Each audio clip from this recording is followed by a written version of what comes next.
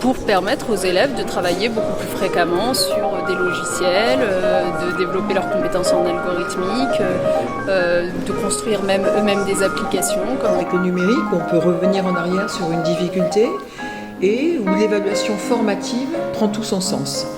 Bonjour Mathieu Gendron. Bonjour Claude. Merci d'abord d'avoir accepté cet entretien.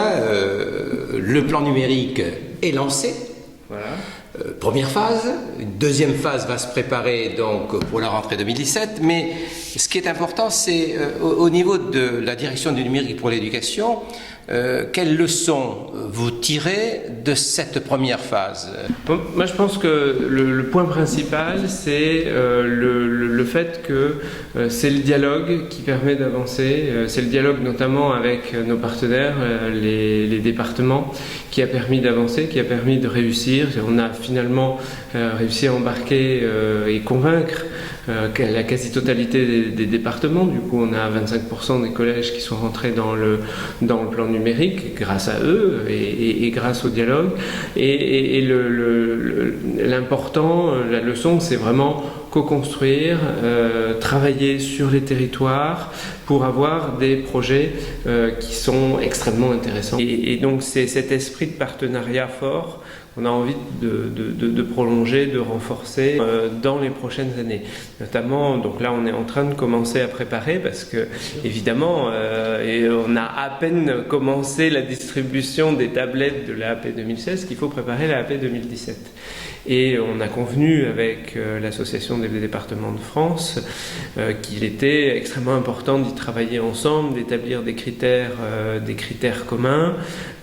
Voilà, les choses sont en cours de définition, mais voilà, il y a déjà eu une annonce récente de la ministre pour aider à l'investissement sur les infrastructures, parce que c'était une des difficultés qu'ont remonté un certain nombre de départements, c'est que des équipements, si les infrastructures sont insuffisantes, on n'en profite pas suffisamment, et comme les infrastructures sont à la charge des collectivités, ça pose une difficulté là où il y a des problèmes de financement, où là il y a un peu de retard d'équipement, d'où effectivement cette enveloppe de 25 millions d'euros qui a été dégagée pour aider à la mise à niveau des infrastructures internes du collège. Voilà, le lien avec les appels à projets écoles connectées aussi, parce que c'est important qu'on crée cette dynamique. La réforme a mis en place, les réformes successives ont mis en place cette logique de cycle qui est quand même assez importante et qui lie fortement maintenant l'école primaire et le collège. Cette logique de cycle donne envie, pousse à justement multiplier les relations et établir des partenariats forts entre l'école et le collège, y compris en matière numérique.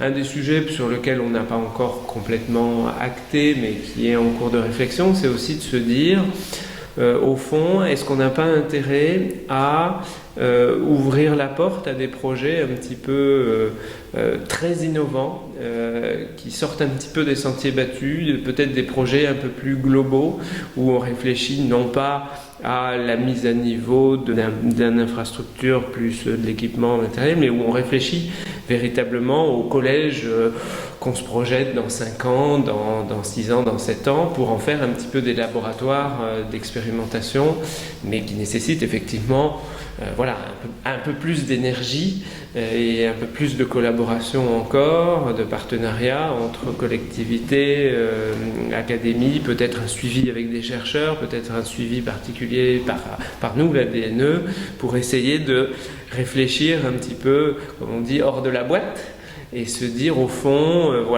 a accumulé depuis un certain nombre d'années des habitudes, on a une salle informatique, on a un CDI qui sont souvent un peu de la même manière. Aujourd'hui, on a un existant, on a des outils numériques, un ENT, on a des contraintes, des référentiels, un SDET, un Carmo, un truc, bon bref, on a un empilement d'existants qui contraint beaucoup l'innovation au démarrage et qui ne permet pas de faire tout ce qu'on veut.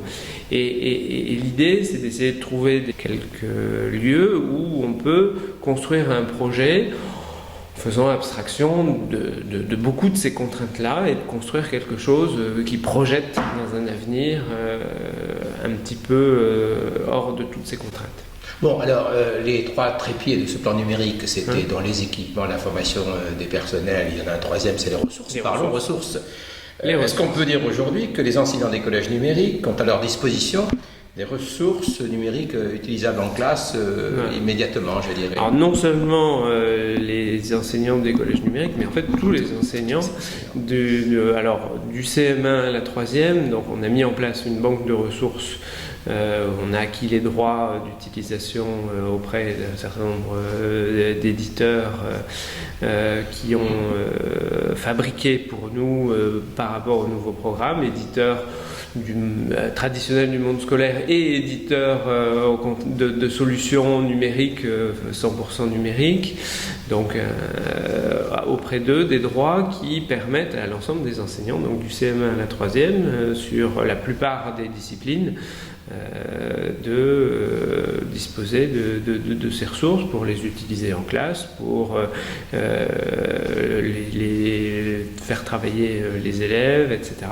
Donc il y a véritablement, là on dispose vraiment de quelque chose. Alors les banques de ressources sont désormais disponibles et elles ont encore besoin de s'enrichir parce que comme pour les manuels scolaires, il y a toujours un petit délai entre le moment où le programme sort et le moment où elles sont disponibles. L'appel d'offres, on l'a notifié qu'en avril, donc il y a toujours un petit peu de temps de fabrication, mais ils peuvent déjà démarrer à travailler aujourd'hui dès septembre, et dès aujourd'hui, et elles seront complètes d'ici décembre-janvier.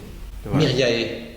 Alors, on en parle et on ne le voit pas. Alors Myriae, c'est un outil complémentaire qui va être là parce qu'on a bien conscience, et c'est le cas pour les manuels, etc., et bien conscience que pour la liberté pédagogique de l'enseignant, l'enseignant n'a pas forcément envie de disposer que d'une seule source d'exercice. Ça peut ne pas lui convenir, ça peut ne pas convenir à sa méthode pédagogique, donc voilà, donc l'idée aussi derrière, c'est d'ouvrir le champ des possibles, et c'est vrai que d'essayer de l'aider à trouver au sein d'une myriade de ressources numériques disponibles chez un certain nombre d'éditeurs sur Internet ou entre pairs. L'idée de Myriae, c'est de fabriquer un portail de recherche et de présentation justement des ressources qui sont disponibles pour l'enseignant, gratuites, payantes, voilà, et avec lesquelles, si elles sont payantes, effectivement, il faudra le faire acheter par l'établissement, etc. Mais qui vont lui permettre de retrouver un petit peu sa voie. Alors le portail est en train d'être terminé, on est en train de basculer les données justement des catalogues des différents éditeurs et de permettre à ceux qui n'ont pas de catalogue en ligne ou de catalogue directement disponible de saisir toutes les informations qui vont permettre de lier et de présenter leurs ressources pour une ouverture qu'on vise courant octobre. Les manuels scolaires papier, ils vont disparaître ?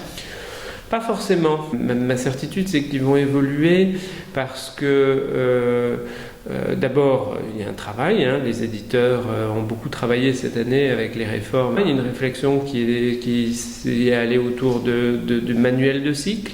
À partir du moment où on aura une disponibilité universelle des ressources numériques, on peut imaginer une complémentarité forte entre un manuel papier qui peut être un petit peu la référence qu'on peut consulter facilement à tout moment, un petit peu comme on peut avoir sur un certain nombre de choses, des fiches de cours, des choses extrêmement structurées qui permettent à l'élève d'avoir une structuration claire, une chronologie du programme qui consolide finalement cette architecture du savoir et du programme. Et puis au contraire, ou en complément, des ressources numériques qui vont aller ouvrir le champ des possibles, éclairer, illustrer, qui seront régulièrement mises à jour avec des exercices. Donc c'est plutôt cette idée, à mon avis, d'évolution et de complémentarité, mais on sera peut-être démenti par l'avenir. C'est un petit peu difficile à voir. Ça dépend aussi de la façon dont les enseignants vont s'emparer de ces outils numériques. On verra bien un petit peu comment ça marche. voilà, il faut être prudent vis-à-vis de ça. Merci beaucoup Mathieu Gendron. De rien. À bientôt Claude. À bientôt.